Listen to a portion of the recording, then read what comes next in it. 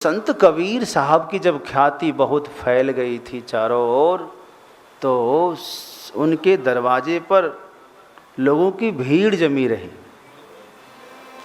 सत्संग में तो सत्संग सुनाते ही थे, परंतु सत्संग के अतिरिक्त भी मिलने वालों की भीड़।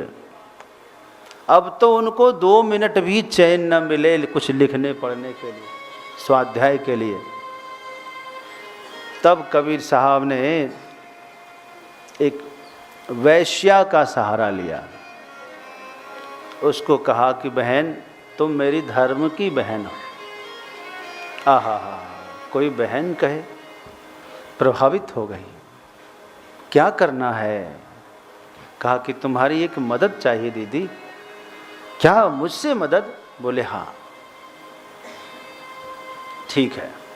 अगले दिन आए और हाथ में एक बोतल और ले लिए, उसमें गंगा जल भर लिए, साथ में लेकर के चौराहे पर घूमने लगे। जिधर से सब लोग गुजरते, सब कहते हे भगवान, दांतों तले उंगली दबाते, ये क्या कर लिया। संत जन तो डरे, जो वैष्णव थे डर गए कि पता नहीं ये कौन सी लीला है इसकी। दूसरे लोग तो दूर भगे। 2-3 घंटा घूमे, बोले कि अब तुम जाओ बहन अपना घर, जो करना था सो कर दिया। सब आके दुरदुराए, उसकी मम्मी से शिकायत करे, माँ से, क्या कर दिया देखो तो। लोग कहे हाँ हाँ, ये तो इसकी यही औकात है। हम तो पहले से कहते थे कि ये कपटी है, ढोंगी है, पाखंडी है। आज इसकी पोल खुल गई, आज अपने रूप में आ गया है, बिल्कुल पाखंडी है। चारों तरफ बुराई बुराई हो गई। अब सत्संग में साफ कोई नहीं आया। राजा को खबर मिली तो कबीर साहब जो है एक दिन गुजरे, तो राजा ने देखा काशी नरेश तो कबीरदास के शिष्य हो गए थे, लेकिन जब सुना कि ऐसी घटना घटी है तो प्रणाम नहीं किया, निकल लिए। कबीर साहब को बुरा नहीं लगा और लोगों ने, कुछ वैष्णव संतों ने आकर कबीर साहब से कहा कि क्या कर दिया आपने, ये कौन सी लीला रचा दी। मुझे पता है कि आपने ये लीला की है, मुझे पता है कि आप झंझटों से थोड़ा दूर रहने के लिए, जो बहुत सारे परेशान करने वाले नास्तिक तत्व थे उनको दूर भगाने के लिए आपने अच्छा कर दिया। परंतु जो श्रद्धालु सेवक आपसे जुड़ करके अपना कल्याण करना चाहते थे, उसकी श्रद्धा का तो आपने हनन कर दिया। आपके शिष्यों का क्या होगा?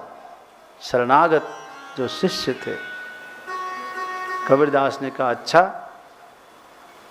तो कबीरदास स्वयं एक बार राज दरबार में चले गए।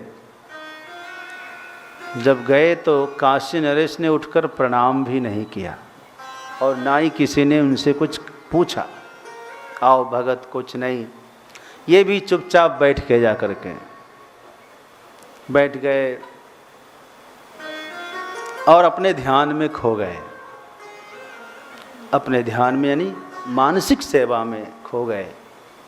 उसी समय में जगन्नाथ जी में भोग प्रसादी का समय था और वहाँ आग लग गई। जैसे ही आग लगी और जो भोग थाली लेकर जा रहे थे वो हड़बड़ाए, थाली गिर सकती थी भगवान के भोग की।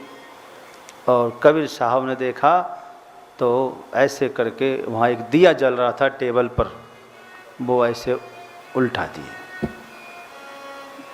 दिए, पटक दिए दिया को और ऐसे हाथ से रगड़ दिए ऐसे करके। तो रगड़ते ही हाथ काला हो गया उनका, रहा नहीं गया। सब लोग इसी के तरफ तो देख रहे थे कि देखे करता क्या है। लोगों ने पूछ लिया कि कबीर साहब क्या किया आपने, ये दिया क्यों बुझा दिया? दिया जल रहा था, अचानक क्यों बुझाया? कबीर साहब ने कहा कि ऐसे तो कोई बात नहीं, लेकिन अभी जगन्नाथ जी में ठाकुर जी के दरबार में आग लग गई थी और उसी आग को बुझा दिया। लोगों ने कहा कि अब ये बिल्कुल विपरीत बात है, यहाँ बैठे बैठे कोई जगन्नाथ जी में आग कैसे बुझा सकता है, असंभव। लेकिन जो राजा थे उनको विश्वास था कि कबीर साहब कभी झूठ नहीं बोलते, पता लगाना चाहिए। कहा तो कुछ नहीं, लेकिन राजा ने जाकर पता लगाया कि अमुक तारीख को एक ठीक टाइम में क्या कोई घटना घटी थी आग लगने वाली। तब वहाँ के पुजारियों ने, भंडारियों ने बताया कि सचमुच में उस समय आग यहाँ लगी थी।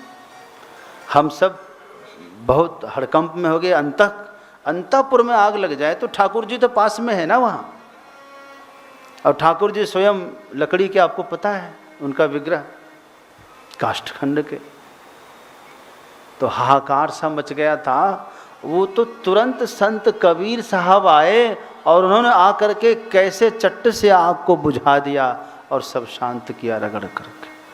बोले क्या कबीर साहब आए थे उस समय?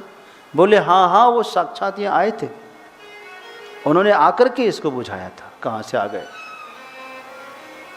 तब राजा को लगा कि अरे ये तो सच्चे पहुँचे हुए संत हैं और हमने उनका अनादर कर दिया, ये तो बड़ा अपराध हो गया। ये हमने क्या कर दिया?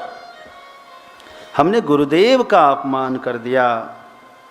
अब हमें क्या करना चाहिए? हमें तो धिक्कार है, ऐसे पहुँचे हुए संत सद्गुरु को प्राप्त करके भी हमने उनमें अश्रद्धा कर दी। हमें तो जो है जल में डूब मरना चाहिए, आग में जल जाना चाहिए।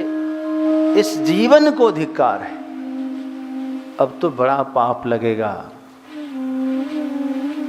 यह सोच करके नरेश आए घर में, अपनी पत्नी से सारी बात बताए। उनकी पत्नी ने कहा चलो गुरुदेव के पास, माफी मांग लेंगे, क्षमा मांग लेंगे, गुरु ही तो है, चाहे कितना भी अपराध क्यों ना हो गया हो, क्षमा मांगनी चाहिए। हाँ, हमसे अपराध हुआ है, हमने उन पर शक किया है, हमने उन पर जो है असम्मान किया, उनका अवहेलना की है। तो कहा कि कैसे जाएंगे? कहा कि हम तो एक अपराधी की तरह जाएंगे। जैसे एक अपराधी जाता है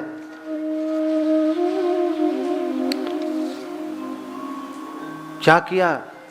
अपराधी जैसे जाता है, हाँ मुख में तिनका दबाया, तृण मुख में तिनका दबाया, मानो कि हम तो तिनके से भी नीच हो गए। सिर पर एक तिनका का बोझ लिया, घास का बोझ, गले में एक कुल्हाड़ी रख ली और दोनों प्राणी पैदल चले और बीच बाजार होकर के आ रहे थे। सब लोग देख रहे थे ताकि सबको पता चले, और दोनों जो है खूब विरह में, गुरु की वेदना में रो रहे। संत कबीर को आकर के किसी ने कहा, राजा और रानी स्वयं इस तरह से आ रहे हैं अपराधी की तरह। कबीर साहब सुनते ही दौड़ पड़े। भले ही राजा ने हमारा सम्मान नहीं किया हो, लेकिन राजा में ईश्वर का वास होता है। राजा को इतना दीनहीन, उनकी दीनता अच्छी नहीं है, और दौड़ पड़े। संत कबीर साहब ने स्वयं उनकी गांठ उतारी, मुख में तिनका दबाया। यानी इसका मतलब क्या है? तिनका मतलब गुरुदेव मैं तो तिनके से भी नीच हो गया हूं, पापी हूं, पाप कर बैठा हूं। एक कुल्हाड़ी गर्दन पर रखी, इसका मतलब मैंने खुद अपनी गर्दन पर कुल्हाड़ी चलाई। ये बोध, ये भाव है मन में राजा के। कबीर साहब ने सब हटा दिया, प्रेम से मिले, खूब आशीर्वाद दिया, कहा जो हुआ सो हुआ।